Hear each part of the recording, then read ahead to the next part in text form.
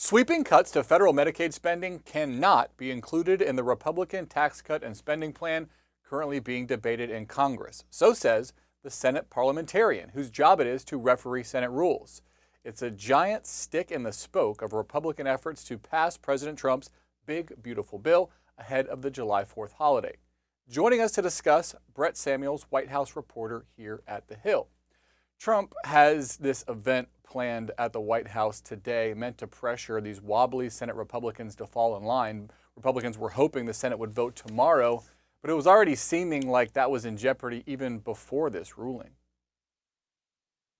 Yeah, Drew, that sort of ambitious timeline that the White House and some Republicans in Congress had set out to have this bill passed by July 4th, already seemed unrealistic. Now it seems especially unrealistic in light of the parliamentarians' ruling.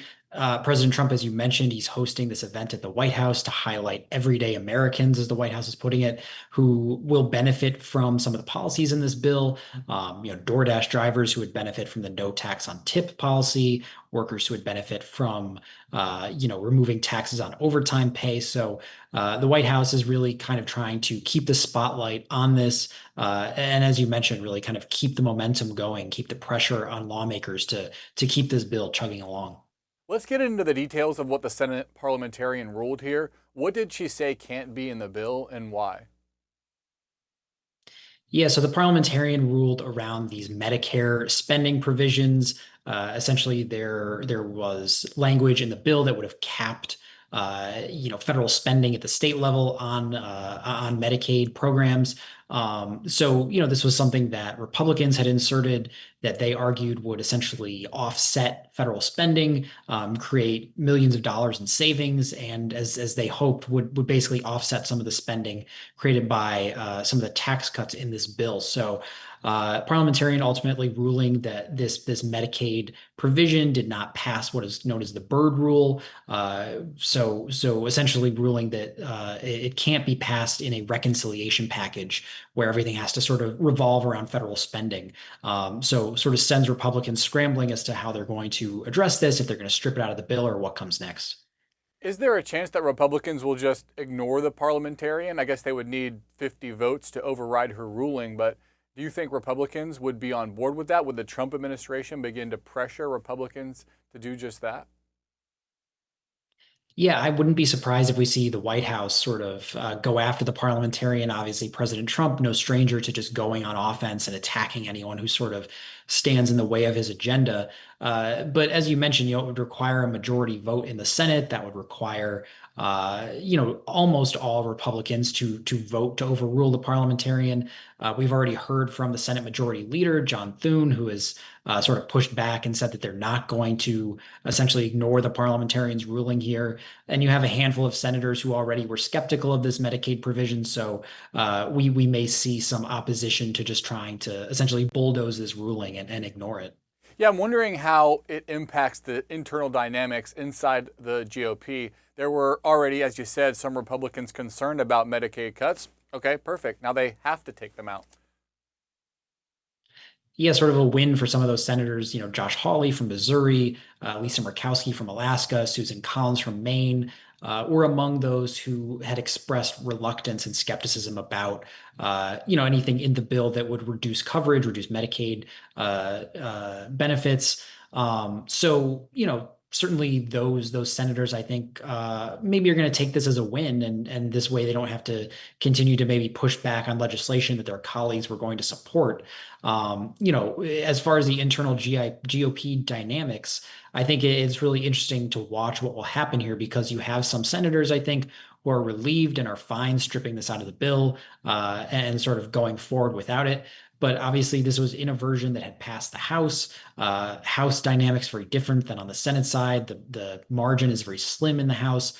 So this really does put a lot of pressure, I think, on Republican leadership in the White House to sort of go to the drawing board and figure out what the best way forward is to satisfy the various factions in the party. Yeah, and you already had some members in the Senate, also in the House, who were saying that this bill wasn't cutting enough from Medicaid. So now the notion that it might not cut anything would really cause some consternation from those fiscal hawks. Democrats are kind of spiking the football here like it was them who saved Medicaid. That seems like a little bit of a stretch. How can Democrats take credit for this.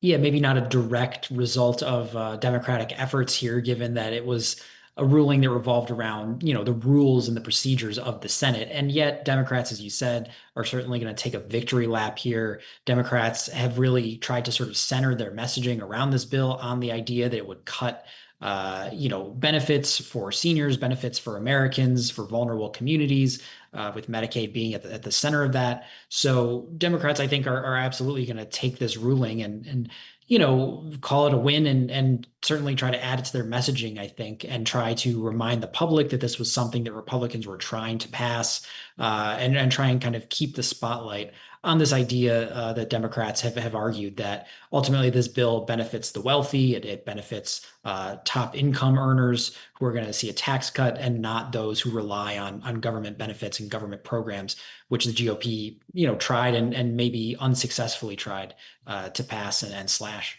Do you have an idea of what the Republican plan is now as a result of this ruling? Are they going to go back and try to tinker with the language so that it could pass the Senate parliamentarians' muster? Yeah, I think they are going to have to go back and see if they can tweak the language potentially, try to find a way to get some kind of cut here into the bill. Because as you said, Drew, you have lawmakers who already were a little frustrated that didn't go far enough as far as funding cuts and spending cuts to government spending. You have lawmakers who were frustrated by how far this provision went. So they are going to need to, I think, try and find some kind of middle ground here. It will be hard to just abandon this provision entirely because that would eliminate a big pay for, as it's called, that would sort of offset some of the spending in this bill, and that would frustrate fiscal hawks. So it really does sort of, I think, send Republican leadership back to the drawing board, and they're going to have to figure out how best to satisfy the different parties here. Lots and lots of work to be done before the July 4th holiday, the self-imposed deadline that Republicans put in to get this legislation done, and I'm sure the White House will need to be heavily involved if they meet that deadline. We will keep you on speed dial. Brett Samuels, thanks so much. Thanks, Drew.